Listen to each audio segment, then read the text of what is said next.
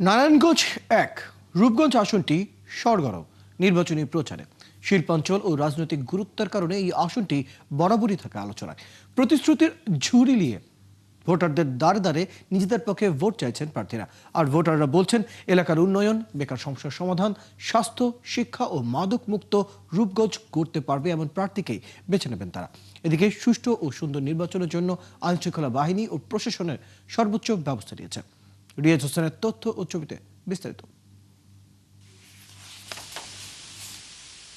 রাজধানীর সীমানা ঘেরা শিল্পাঞ্চল খ্যাত নারায়ণগঞ্জ ১ রূপগঞ্জ সংসদীয় আসন।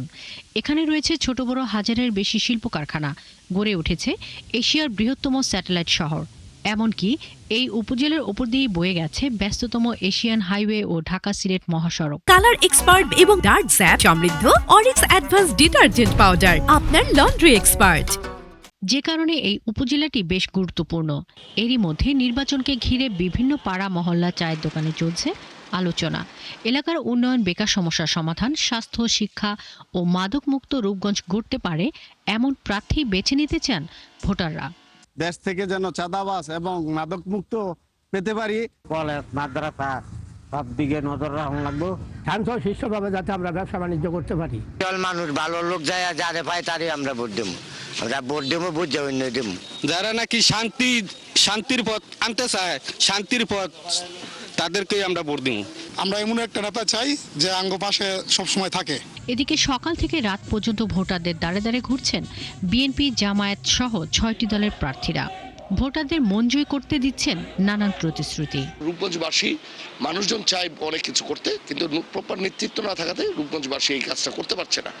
আশা করি ওই নেতৃত্ব দিয়ে রূপগঞ্জবাসীকে নতুন স্বপ্নের একটি রূপগঞ্জ গড়া দিব। নির্বাচনী প্রচারণায় আমরা আলহামদুলিল্লাহ এগিয়ে আছি।